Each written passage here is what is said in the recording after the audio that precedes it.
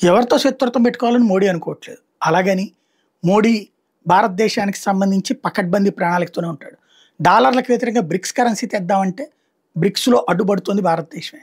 అట్లాగే పోనీ యువాన్లలో చెల్లిద్దాం, రూబెల్స్‌లో చెల్లిద్దాం అంటే ఎవరి దేశపు చెల్లింపులు ఆళ్ళ దేశం కరెన్సీలో తప్పించి చేద్దామంటం ద్వారా ఇటు డాలర్‌కి చెక్ పెట్టేందుకు సహకరిస్తుంది. అట్లని డాలర్‌కి బదులుగా ఇంకొక కరెన్సీని యాక్సెప్ట్ చేయట్లేదు మోడీ.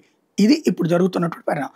ఇదే సందర్భంలో ఇప్పుడు అమెరికా, యూరప్ దేశాల చేతుల్లో సముద్రపు రూట్లన్నీ ఉండటం వల్ల అది ఏదైతే ఇప్పుడున్నటువంటి రెడ్ కెనాల్‌లో కావచ్చు, రెడ్ సీలో కావచ్చు, లేకపోతే ఇతర సీల్లో అరేబియన్ సీస్‌లో కావచ్చు, వీటన్నిట్లలో సముద్రపు దారులు ఏవైతే ఉంటాయో వాటి మీదన అమెరికా ఆధిపత్యం ఉంది.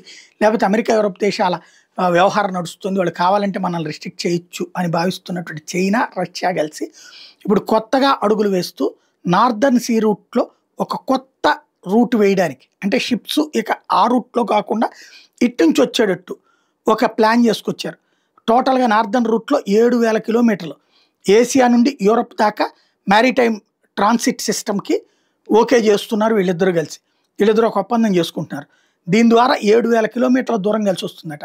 అట్లాగే ఏదైతే షిప్పింగ్ కూడా 40% కాస్ట్ కలిసి వస్తుంది.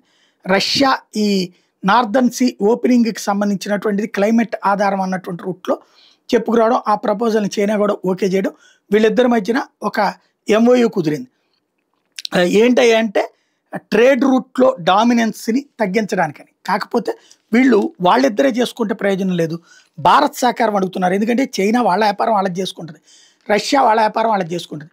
చైనా నుంచి వెళ్ళేటటువంటి అమెరికాకే పోతుంటాయి కాబట్టి వీళ్ళేసే కొత్త రూట్ల వల్ల ప్రయోజనం లేదు. వాళ్ళు ఆ రూట్లోనే వస్తుంటారు.